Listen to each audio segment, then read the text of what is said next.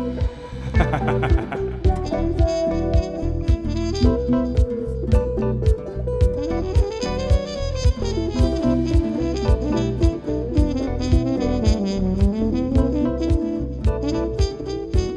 at the final stages of our mixdown with Ronaldo. We've got Schloke on the desk over there, doing the whole MIDI thing. This isn't the first time we've done the MIDI track for the drums. We had a massive session last Thursday the 19th, was that right? I think so. Yeah, Thursday the 19th. And what we did is we created separate MIDI channels for each part of the drum kit, including hi-hats, kick, snare, and crash cymbal. So what we've done is, due to our foresight on Thursday the 19th, is we've just duplicated the MIDI channel for our hi-hats and then loaded in the new sample. Now we're able to do that in the Audient 8024 because we can bring up our Ableton session, which is where our MIDI was programmed in originally, and then just use a new sample, you know, duplicate the MIDI track, use a new sample. And what have we got, Schloke? Have we got something that... They were all jazz one day. This is like No, they were all garage kit. See, this is the thing, we used the garage kit because it had a great rim shot, but the cymbals were terrible, you know, so we're going for the... What? That's the mixer, which is on jazz, so it doesn't really make much of a difference. Yeah, but we've selected that for the hi-hat channel, right? Yeah. Okay, so let's have a listen to that. And so we mute the original source track, and this is how we've named them too. Our naming conventions are really important. So we've named everything source and then new. And this is how we did the original one, is that because it was all one MIDI track with the entire drum kit on it, we had to duplicate the original one each time and then delete the elements we didn't want, such as the kick or the snare or the cymbals or whatever it was. And so then we're only left with our, you know, MIDI programming for that hi-hat or snare, whatever it was. And then we chose our sounds. Unfortunately, we chose them incorrectly. So now we have to go back through and choose the better samples. Like the rim shot from the garage kit was fantastic, which is why we chose it and just stuck with it.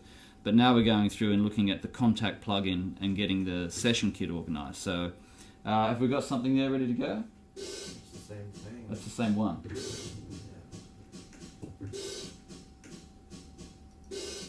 Anyway, so, you know, fun with Ableton and MIDI still continues, but at least we're on it, yeah? So we've got that under control. Things we need to do for today, I've got our handy list here, which is working for us. We've got, we need to automate in Pro Tools, volume on the wah-wah guitar. That's at the beginning of the track. That was a request by our artist, Ronaldo. The trumpet, we're going to put automate the volume so it's in the background for the majority of the song, and then bring that up at the end of the song when it takes the trumpet takes a bit of a solo. But everyone loves the sound of the trumpet, and so I've worked reasonably hard to get that sounding right within Tools and Pro Tools. Marisol, the backing singer, her vocals are going to be some bit of delay on that, maybe. But we're going to basically edit her out of the verses and only bring her in on the chorus, and that'll be a matter of just getting the volume right, and that I don't think we'll need automation on that. But we're thinking about automation on the vocals, rim shot, and cymbal to give it a bit of a modern production technique sound. Hello. So we're going to, let's try that again. So we're going to organize subgroups within Pro Tools.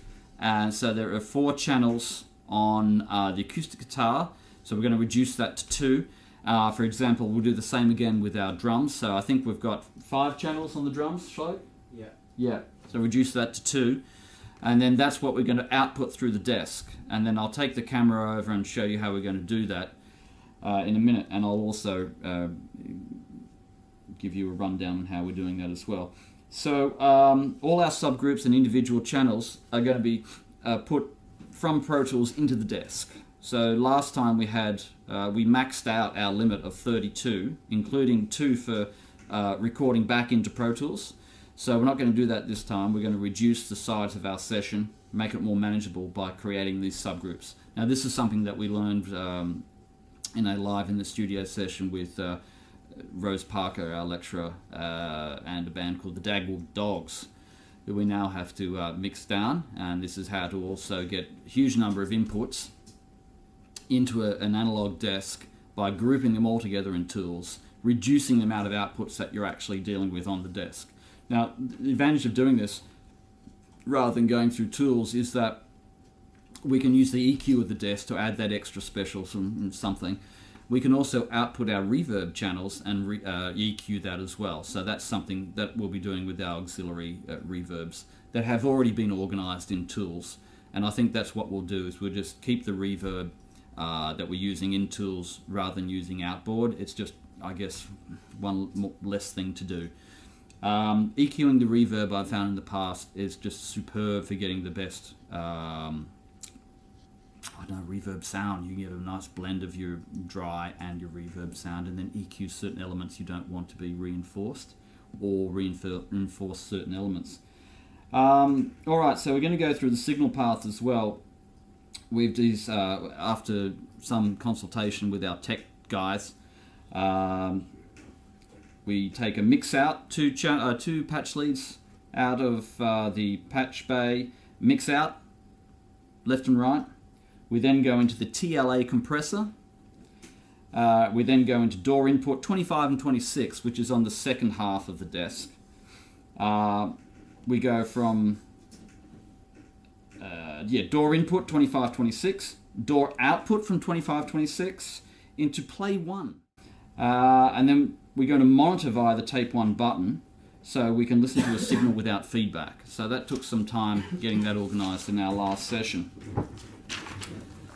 I think that's pretty much it. Now we'll just get on with the business of getting it done, and I'll also take the camera around and focus in on a few of the things that we've been discussing.